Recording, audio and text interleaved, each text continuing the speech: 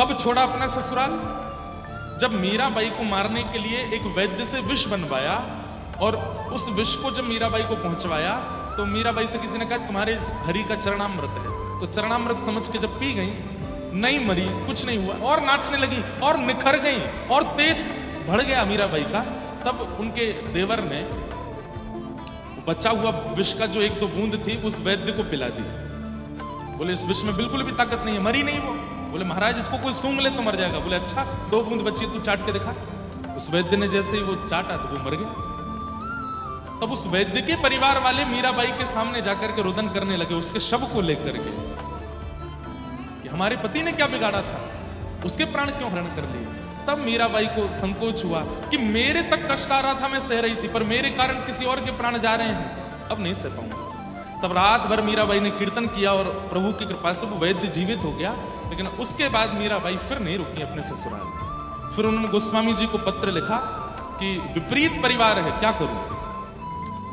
तब गोस्वामी जी ने रिटर्न पत्र लिख करके भेजा, जाके हियन राम वैदेही तजिए ताही कोटि वैरिसम यद्यपि परम स्नेह। जिसके हृदय में राम और वैदेही श्री जानकी जी, श्री ठाकुर जी और श्री बरसानी वृषभानु दुलारी श्री किशोरी जी जिसके हृदय में नहीं है, उसको विष के समान त्याग दो। वो चाहे कितना भी अपना क्यों ना हो, उसको तुरंत छोड़ दो, वो अपना कहनाने लायक नहीं है। तब मीराबाई सब छोड़ करके गई। तो मेरा कहने का अभिप्राय, आपके जीवन में बहुत कष्ट आए ऐसा नहीं, बल्कि ईश्वर महादेव कृपा करें कि आप सबका जीवन बहुत सुखमय हो, कभी कोई कष्ट ना आवे, कभी कोई विपरीतता ना आवे। लेकिन ये संसार विपरीतता देता ही देता है। कब तक बचोगे? बुरा नहीं मानिएगा, आप कोई टोना कर लोगे, टोटका कर लोगे, जैसे कई लोग करते हैं, कहीं कुछ बांधे आए, कहीं कुछ करे आए, चौराहे पे कुछ छोड़े आए, उससे पता है क्या होता है, जो विपरीतता आज आनी थी वो आज नहीं आएगी और कुछ दिन के लिए टल जाएगी, लेकिन कुछ दिन बाद जरूर आएगी। और अगर इस जन्म में टोने टोटकों से बचते ही चले गए, विपरीतता को आने ही नहीं दिया, तो क्या होगा? अगले जन्म में आएगी। इसलिए अभी भोग लो ना। मैं एक बात कहता हूं कथा में, सब लोग बहुत ध्यान से सुनना। हमारे ब्रजमंडल में, हमारे भारत में जितने भी श्रेष्ठ संत हैं, लगभग सबको शारीरिक कोई ना कोई रोग है। किन्हीं को हृदय का रोग है, किन्हीं को पेट का रोग है, किन्हीं को सांस का रोग है, किसी को कमर का रोग है। लगभग मैं तो सब संतों से मिलता हूं, श्रेष्ठ संत लगभग कोई ना कोई उनको रोग लगा रहता है। तब मैं मन में सोचता हूं कि इनका भोजन शुद्ध, इनका रहना खाना शुद्ध, इनका वातावरण शुद्ध, इनके नियम शुद्ध, सब कुछ इतना शुद्ध होने के बाद भी शारीरिक पीड़ा क्यों है? और वहीं मुर्गा की नार मरोड़ के खाने वाले, उल्टा सीधा पानी पीने वाले, उल्टे सीधे काम करने, उनको कुछ नहीं होता, वो बिल्कुल स्वस्थ बैठे हैं। क्यों? हमारे कर्म बंधन जो है ना, वो एक जन्म का, पूर्व जन्म का, पूर्व से पूर्व जन्म का, हमने कुछ गलत किया है वो हम भोग रहे हैं।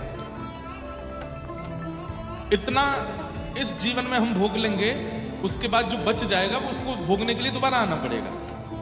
लेकिन जैसे ही हम नाम जप करना शुरू कर देते हैं, ठाकुर जी की शरणागति प्रारंभ कर देते हैं, नित्य भगवत स्मरण करना प्रारंभ कर देते हैं, तो ठाकुर जी मन में विचार करते हैं अब इसको दोबारा जन्म ना लेना पड़े, इसी जन्म में ये सब खत्म हो जाए।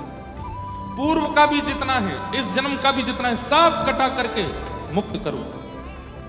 प्रसंग आता है माधवदास जी का, जगन्नाथपुरी के परम भक्त श्री माधवदास जी। एक बार उनको पेट का अतिसार रोग हो गया,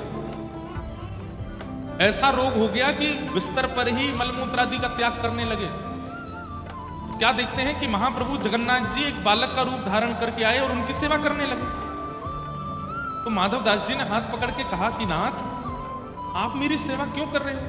तब भगवान कहते हैं, जब भक्त मेरी सेवा कर सकते हैं तो मैं भक्तों की नहीं कर सकता? चुपचाप लेटे रहो, मुझे करने दो। तो माधवदास जी कहते हैं, आप परमात्मा हो, आप साक्षात जगन्नाथ हो, आप यदि चाह लो तो मेरा रोग ठीक कर सकते हो। रोग ठीक नहीं कर रहे हो, सेवा कर रहे हो, ऐसा क्यों? मेरे पेट का दर्द ठीक कर दीजिए ना, मुझे जो रोग हुआ है वो ठीक कर दीजिए, हाथ घुमा दीजिए मेरे सिर के ऊपर। ये रोज रोज मेरी सेवा करने क्यों आते हो?